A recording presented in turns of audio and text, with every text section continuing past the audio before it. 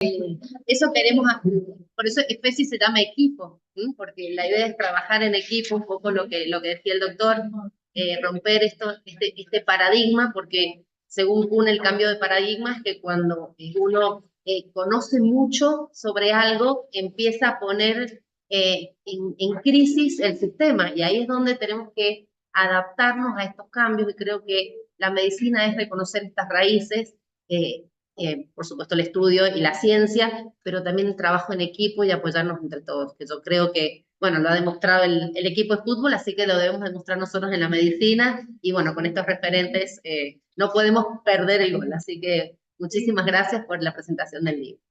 Así que bueno, en este módulo vamos a hacer un pequeño cambio, vamos a presentar, venía la doctora Linda Baldini, que todavía está llegando de Mendoza, así que vamos a presentar a la psicóloga Clelia Moyano, que nos va a dar su presentación.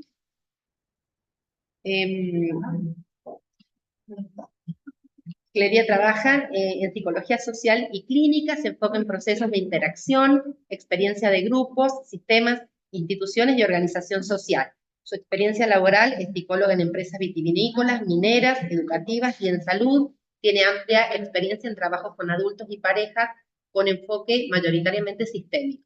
Como formación académica, es profesora de enseñanza preescolar, psicóloga social, psicóloga clínica, y actualmente está dedicada a la clínica psicológica. Así que la vamos a invitar a compartir la mesa académica. Y yo, un poco, doctor, le cuento que...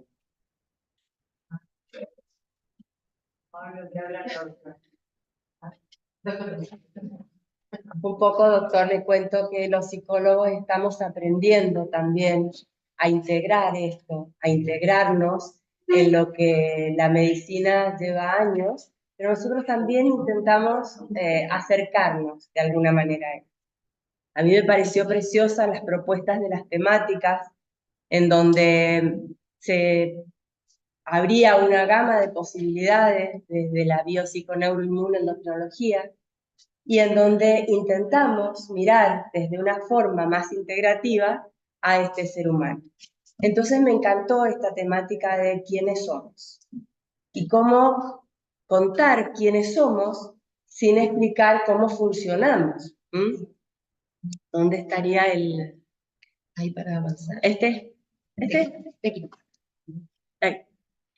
Y es en esta unidad, mente, cuerpo y espíritu indivisible, en donde los psicólogos empezamos a mirar al ser humano para integrarlo. Solo se divide a unos fines de interpretar, de conocer. Sin embargo, está absolutamente integrado y con una participación colaborativa. Incluso desde que éramos en nuestro desarrollo evolutivo bacterias, siempre se intenta funcionar o se intentó funcionar desde una forma de colaboración, desde una forma de interacción. Hay un autor que a mí me encanta, que es Damasio, que habla de homeostasis, y homeostasis no solamente como conservación de un status quo, sino como una conservación en pro de una evolución, siempre en pro de una evolución. Entonces es en esta unidad mente, cuerpo, espíritu que podemos ser. A partir de comprendernos en una integridad, damos cuenta de factores que intervienen absolutamente en red. Diferentes variables interactúan en nosotros para que podamos ser esta unidad. Y en esta unidad participa no solo lo biológico, lo bioquímico, sino que nadie va a dudar de que nuestros pensamientos van a funcionar o van a actuar o van a intervenir. Te estoy dando... No hay problema. van a intervenir en nuestra bioquímica. ¿Por qué? Porque nuestros pensamientos y en esta interacción va a hacer que lo previo, lo que está acumulado como memoria o conservado como memoria en amígdala o en hipotálamo, funcione en un ensamble para la próxima interpretación. Los sistemas son influidos e influyen en el cerebro. Antes había una concepción bastante más cerebrocentrista que hoy. Hoy no. Hoy se ve mucho el eje corazón-cerebro, el eje intestino-cerebro. Entonces, hay como una apertura, una expansión para comprender que esta alimentación va a tener una influencia en nuestro modo de pensar. Entonces, ya no sería el cerebro el que organiza absolutamente todo, sino un organismo el que mira esta sinfonía del cuerpo en una totalidad de nuestras acciones. Dijimos, el que va. Acá va. Bueno, somos hijos del cuidado de alguien y ese alguien nos va a determinar en nuestra forma de pensar, en nuestra forma de procesar los estímulos que nos llegan y cómo los vamos a interpretar, si van a ser amenazantes, si van a ser proclives a darnos respuestas adaptativas, si vamos a verlo como positivo o como negativo. Y de alguna manera, esta posibilidad o esta base, este sustrato que nos educa, es el que va a permitir mayor o menor plasticidad y procesos mejores o peores de procesos epigenéticos. Las creencias que adquirimos en nuestra cultura familiar y social nos sesgan en esta interpretación. Hay un preconcepto sobre cada uno de los estímulos que nos llegan. Lo aprobado o rechazado tiene un correlato de comodidad o incomodidad en nuestro cuerpo. Y entonces nos deberían enseñar dónde se aloja, dónde se expresa la alegría, dónde se expresa la tristeza, dónde el miedo, porque hay un correlato físico. Hay una teoría sobre una respuesta kinesiológica que habla de este sentir en el cuerpo lo que nuestra mente está pensando. Incluso dice que el cuerpo puede registrar, no sé, no recuerdo concretamente si eran 300 milisegundos antes que nuestra mente, esta percepción de la realidad. ¿Y esto cómo va a ser? Absolutamente subjetivo, porque va a estar determinado, sesgado por esta cultura familiar, por los colegios, por donde fuimos instruidos, por nuestros maestros. Va a estar parcialmente masticado de cómo lo vamos a interpretar. Sin embargo, ¿somos plumitas en el viento? No. Hay una función más volitiva, más que tiene que ver con la acción, con la actitud, que va a determinar nuestra conducta. Nuestros pensamientos no nos pueden quemar el cerebro. Nuestros pensamientos tienen que ser analizados. Otra cosa que tampoco nos enseñaron. Está bien, está mal, según quién. Esto que dice el doctor de, a ver, ¿dónde buscamos la teoría? Y la teoría es esta que tenemos en nuestro mundo, en nuestro pequeño mundo subjetivo. Bueno, ¿cómo de alguna manera, desde esta voluntad, desde esta actitud, ampliamos nuestras decisiones y decimos, esto a mí me llama mucho la atención con mis pacientes que me dicen, me levanté de mal humor. ¿Va? ¿Y qué sería esto de levantarse de mal humor? ¿Quién permite o no que esto sea mal humor? Yo. O sea, mi modo de mirar el mundo lo voy a decidir yo, desde esta voluntad y también desde un aprendizaje. Por mucho sesgo hipotalámico que tengamos, por mucha descarga de cortisol, esta descarga de cortisol también tiene frenos, tiene cotos, tiene una decisión que le permite alimentarse mejor, tener más actividad física, tener un mejor sueño, ocuparse de uno, mirarse. Y entonces, bueno, eso va a estar funcionando en este todo. Cómo nos hablamos de nosotros mismos, esto que se escucha como una voz externa, y es, sin embargo, algo absolutamente interno. Lo que me digo a mí mismo está nada más que determinado por esta actitud, por esta decisión de cambio. Sesgada, sí. Condicionada, sí, pero con posibilidades de cambio.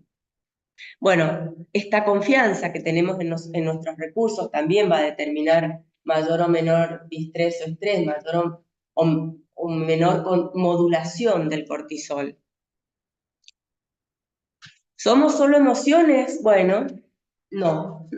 Las emociones básicas, alegría, tristeza, ira, miedo, asco. Otros autores agregan desprecio, calma, envidia, celos, compasión, admiración. Pixel me encanta porque le suma nostalgia. Quien vio la película me pareció preciosa. Y nosotros le vamos a agregar la variable intensidad, porque no todos los estímulos nos llegan con igual intensidad. ¿Y de qué depende? Bueno, depende de este sesgo subjetivo, que a su vez también tiene una posibilidad de modificación, que es de acuerdo a nuestra actitud. Algunas de estas emociones son contradictorias y ahí nos vemos en difíciles situaciones. Como todo mente, las emociones gestionan químicas y condiciones electroquímicas, electrobioquímicas, que nos nutren, que nos atraviesan y que van al encuentro de receptores que les corresponden. ¿Qué pasa cuando desde una descarga de cortisol cotidiana, automática, no sé, abusiva? ¿Qué pasa cuando desde nuestra actitud decimos, bueno, listo, vamos a cambiar esto? Estos receptores lo sienten como en abstinencia y entonces internamente el cuerpo lo busca. ¿Y cómo lo encuentra? Encontrando problemas. Se han hecho muchos ensayos en relación a esto y el cuerpo, cuando no encuentra esta neurohormona, va sesgando la realidad que mira y va solamente descubriendo o rescatando del mundo externo lo que confirma mi hipótesis de un mundo negro, de un mundo gris, de un mundo oscuro, de un mundo con problemática. ¿Para qué? Para que esta compensación de cortisol sea eficaz, para tenerla. Esto se llama cooptación frontal. Cuando a veces entramos en estos estados de mal humor, de percibir que todo es adverso, es porque nuestro lóbulo frontal y entonces nuestras funciones ejecutivas están sesgadas desde este desequilibrio de cortisol. Desequilibrio que a la vez tenemos herramientas internas para modificarlo. No solamente las herramientas que tenemos desde lo volitivo, sino además este desequilibrio. Nuestro cuerpo tiende o va a tender, por esta homeostasis evolutiva, va a tender a superarlo. Nuestro sistema límbico posibilita que la actividad del hipotálamo actúe sobre la respuesta inmune aun cuando no existan patógenos. Es lo que decía el doctor. Si nosotros tenemos unas amígdalas hiperactivas en donde están muy acostumbradas al problema, este hipotálamo se va a volver un poco perezoso. Y entonces la respuesta de calma no va a llegar rápidamente. Y como no va a llegar rápidamente, aun cuando nosotros no tengamos una patología, podemos desarrollar síntomas. Aun cuando no exista un virus o algo por el estilo, podemos desarrollar incluso el síntoma. ¿Somos todo bioquímica? Bueno, neuronas involucradas en la ínsula, en la amígdala, en el hipocampo, participan de emociones y de sensaciones, ensamblan memorias, provocando interpretaciones de las que hablábamos subjetivas. Nuestros recuerdos forman mapas aproximados, cercanos a la realidad, y esto incluso se va desdibujando con el tiempo. Vamos armando historias diferentes. En psicología se le dice resignificar. y es posible resignificar nuestra historia, es posible rescatar el vaso lleno del vaso vacío. ¿Cómo? Hay montones de estrategias. A mí hay una que me parece preciosa, que es la hipnosis ericksoniana, me ha resultado sumamente útil. Otra que me parece sumamente útil es la de Francine Shapiro, con EMDR, y ella trabaja precisamente con estrés postraumático o con situaciones de, no sé, de soldados de posguerra o personas violadas o violentadas. Estas técnicas, estas estrategias permiten reformular nuestra historia, permiten armarnos una composición de estas redes que siempre tienden a actuar en la misma direccionalidad, funcionar de otra manera, funcionar desde lo corporal, desde esto que es también sentir. Bueno, entonces, si estamos hablando de colaboración, de interacción, de participación, decimos que como unidades construidos o constituidos en interdependencia de pensamientos, procesos neuroquímicos, relaciones personales, somos holobiontes. ¿Y holobiontes qué significa? Son entidades formadas por asociaciones de diferentes especies que dan lugar a unidades ecológicas. Y entonces somos seres que nos organizamos en relaciones bioquímicas, simbólicas, con otros y con nosotros mismos, con un mundo externo y con un mundo interno, que a su vez interpretamos.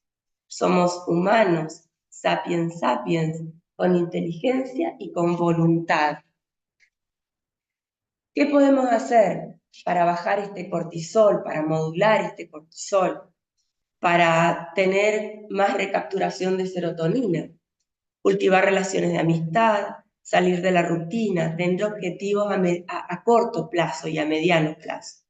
Prestar atención al presente, ser generosos y compasivos. Hay un autor que se lo sumamente recomiendo, que se llama David Hawkins.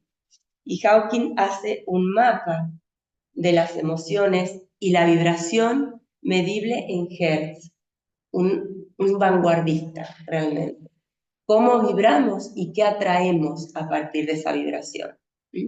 La generosidad es una de las vibraciones más altas, 600 Hz.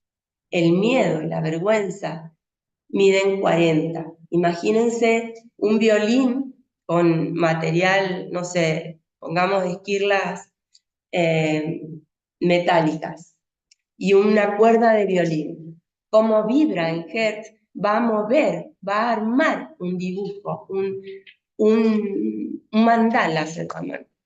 Va a armar cierta forma más o menos armoniosa, más o menos acorde a una realidad que a su vez atraemos. Entonces, no es algo menor tener en cuenta esto de cómo vibramos. Y cómo vibramos está de acuerdo a cómo pensamos. Medible en Hertz, no es mística. Realizar actividades al aire libre, ir a la montaña. Estoy acá con mi compañera de montaña, entonces sabemos de lo que hablamos. Practicar hobbies, sacar fotos. La fotografía, y sé que alguien va a hablar aquí sobre la fotografía, es una estrategia terapéutica buenísima. ¿Por qué? Porque enseña a esa persona a mirar con ojos nuevos realidades muy cotidianas, como un salero. Armar escenarios estratégicos que hablen de estética y de lo bonito en una mesa de la cocina, no sé, en la vereda. Jugar, bailar. Bailar se sabe que organiza y modula coherencia cardíaca entre nosotros en este momento para poder atender y entender esto que estamos compartiendo.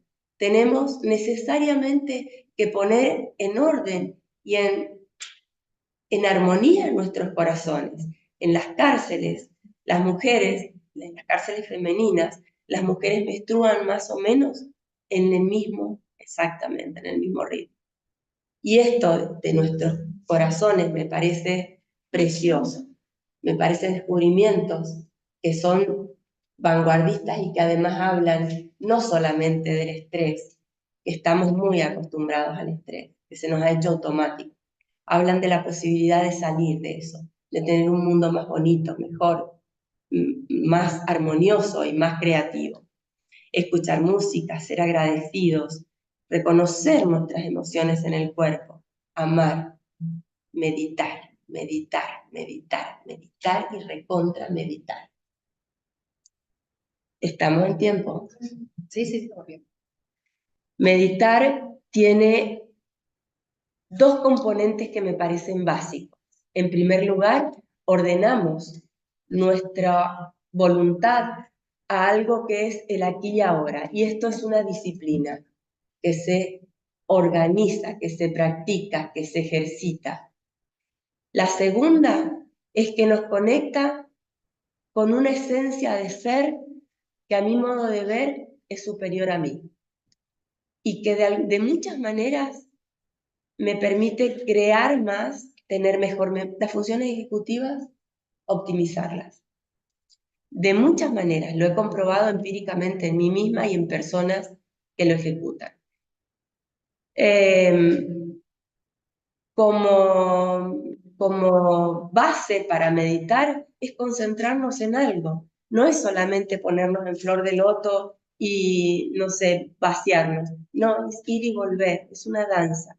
Ir y volver, saber que nos fuimos y volver a eso que nosotros nos propusimos, ya sea un pensamiento, ya sea una imagen, ya sea no sé, una palabra, pero volver a eso nos permite además desarrollar nuevas redes neurobiológicas. Entonces, me parece sumamente útil. Bueno, como conclusión, somos seres que en complejas interacciones bioquímicas y simbólicas nos construimos con el espejo que nos ofrece el otro, con un enorme privilegio. Podemos cultivarnos y elegir cómo queremos ser. Podemos cultivarnos. Muchas gracias.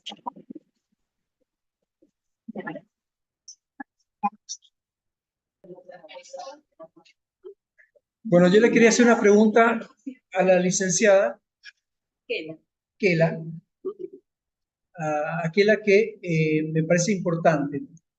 Todo lo que hablaste con respecto a la importancia de la parte psicológica, cómo influye y cómo nos enseña a manejar el estrés, nuestros pensamientos, nuestra mente, a la gestión de las emociones, que nos parecía que era imposible, pero ahora se sabe de que se pueden gestionar.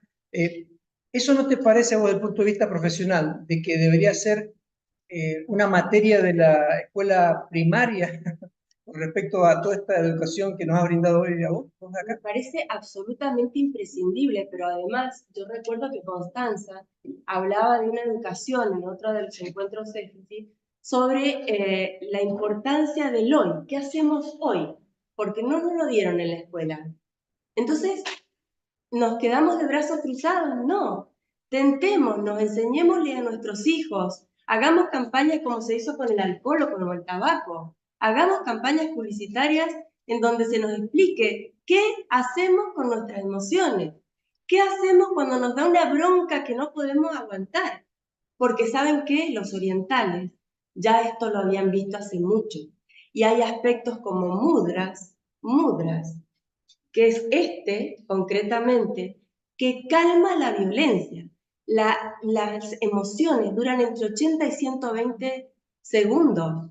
¿Qué la conserva? La conserva nuestra ignorancia, nuestro saber o nuestro no saber, que tenemos que calmarnos. ¿Y cómo? Miren, la parte baja del pulmón, los laterales, le dicen al cerebro, está todo bien, el león se fue, no está más.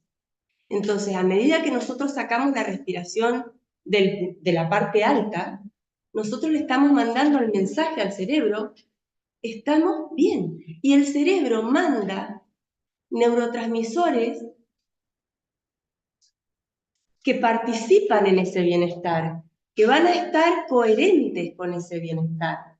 No es, Igual, del mismo modo, si nosotros empezamos a respirar con la parte alta y sostenemos esto, el cerebro dice, estamos en el horno. O sea, ¿qué hacemos? Mandemos muchísima energía a nuestros miembros superiores porque hay que correr.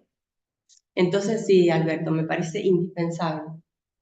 Perfecto, sí. Yo pienso que la parte educativa tiene que hacer una reformulación en varios aspectos, ¿no? O sea, por ahí uno sabe a lo mejor hacer cuentas matemáticas, sabe cómo se llama el río, los ríos, digamos, del De país Europa. donde vive, de Europa, Sí. pero por ahí no sabe elementos básicos como son la gestión de las emociones, el manejo del estrés, meditar, o sea, elementos que me parece que en la actualidad nosotros hemos ido descubriendo ahora y que por ahí se ha hablado más en la película intensamente que en la realidad de nuestra vida diaria, ¿no? Que intensamente hace como un empujón para decir, che, mira, existe eso, ¿cómo se maneja? Y ahora sabemos que intensamente creo que también es elaborada por especialistas, o sea, por psicólogos, o sea, gente que sabe del tema, por lo cual no es una tontera lo que por ahí muestran en esa película, y bueno, eso nos da pie a pensar de que es algo que debe ser más divulgado y más controlado, porque uniendo lo que decía el doctor Cólica recién, todo está ligado, evidentemente. Mi pensamiento, lo que hago, lo que no hago, la genética, la epigenética, me lleva a la salud o a la enfermedad. O sea que somos nosotros los que tenemos que conocer los instrumentos para lograr eso. Y si nadie me lo explica, no lo voy a lograr nunca. Por eso están maravillosos estos encuentros, porque podemos compartir lo que aprendemos y nosotros también estamos aprendiendo. Hasta hace nada no se podía medir en Hertz. Esta medición era mística, era, no sé, era agarrada de los pelos. Tuvo que venir un científico y avalar esto y decir, miren, esto está en esta máquina y en esta computadora diciendo que mide esto.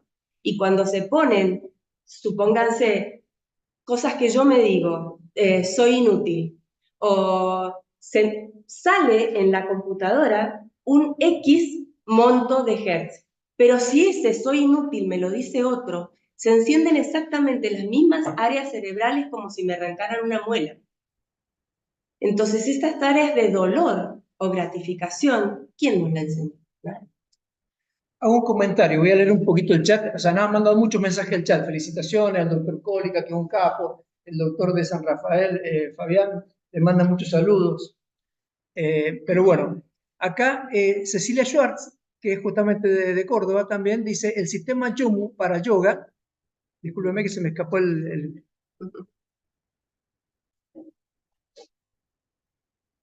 Bueno, el sistema Yomu para yoga que dice que se está aplicando en muchas escuelas, que es un método seguramente Sí. para relajación, para... Sí lo es. En las escuelas primarias de Mendoza, por lo menos, hay 4 escuelas en donde se está aplicando yoga en niños. En Japón se aplica desde hace muchísimos años. Es la información que tengo, tal vez en otros países también. Yo tengo la información de Japón y de 4 escuelas en Mendoza.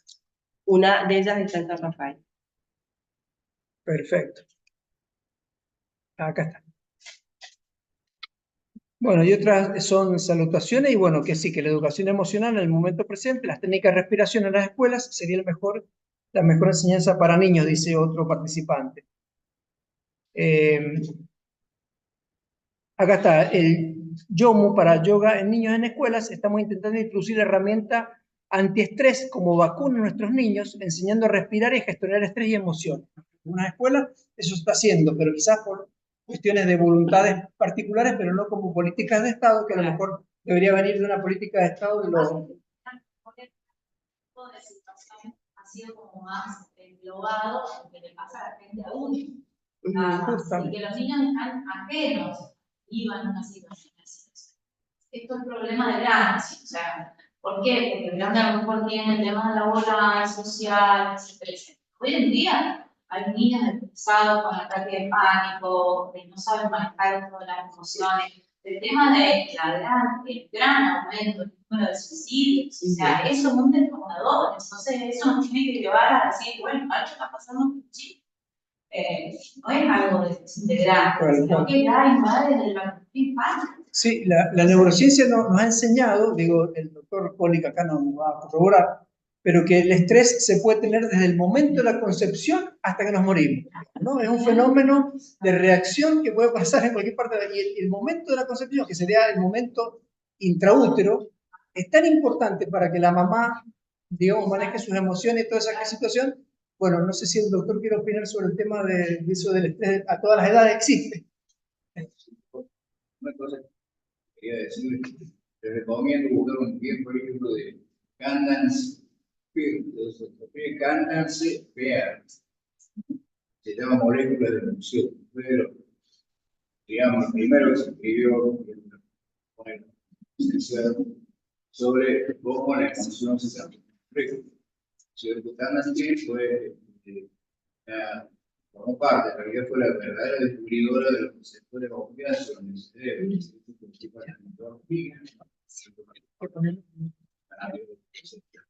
que dieron el premio Nobel al equipo ese,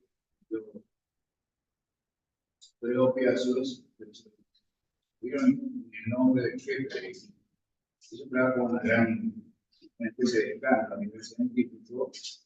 La verdad es que después él escribió luego ese libro y empezó a escribir mucho acerca de cómo la mente, digamos, puede tener representaciones corporales, un poco todo el tema de la memoria celular, etc. El libro ese, Moléculas de Emoción, es muy interesante porque es muy fundante, digamos, ¿no? A pesar de que había habido mucho trabajo científico previo, pero ella es la que verdaderamente por primera vez pone esto así. Un poco, fue a fines de los 90. La década del 90 fue denominada la década del cerebro. Sí. Fue a partir de Internet, se pusieron en contacto todos los centros que estaban trabajando en neurociencias en el mundo. Eso significó un avance muy, muy grande, ¿no? Imagínense nada más si hubiera existido Internet cuando estaba Freud por un lado en Viena y estaba Celia en Estados Unidos y en Canadá, dando la base de lo que hoy hablamos del estrés. Es decir, si ambas cosas hubieran podido estar unidas, hubiéramos avanzado muchísimo más rápido. Antes de estos doctores que dice usted, doctor, el concepto de los pensamientos y las palabras que uno dice era como un humito que salía y se desaparecía, o sea, que no tenía ninguna significancia. Ahora sabemos, justamente, ahora sabemos que cada palabra que pensamos, cada cuestión que decimos y cada movimiento o cada gesto que hacemos es una implicancia de sustancias químicas cerebrales y sustancias químicas corporales en general. O sea que está todo ligado a todo, evidentemente, ¿no? Por eso digo cómo avanzó y que ahora estamos cuidándonos de qué es lo que decimos, qué es lo que pensamos y qué es lo que deseamos a veces, ¿no? Porque sabemos que influye mucho. Tan se avanzó, la velocidad se medir, no llegan a medir cómo se le midieron el tiempo de reacción de las amígdalas cerebrales, la reacción instintiva, la reacción de fuga o lucha, la reacción que tenemos ante cualquier cosa peligrosa, pegamos un salto, salimos disparados, esa tiene 180 milisegundos. Ahora, para que llegue al logro frontal y aparezca una interpretación cognitiva que diga, no, para eso no es tan peligroso, me puedo quedar tranquilo o no tengo por qué salir disparando, son 380 milisegundos. Yo que era por ahí, 300 y algo. La reacción cognitiva es una velocidad mayor, eso fue un famoso, una controversia, es notable. Siglo XIX o dos, Maslow, no me acuerdo qué otro, discutían si era primero la reacción o la primera cognición. Claro. A nivel teórico, bueno, eso se discutió. Bueno, Sí, sí. es primero lo cognitivo, después viene lo cognitivo. Pero hay, por supuesto, son diferencias que a lo mejor nosotros no percibimos. Por supuesto.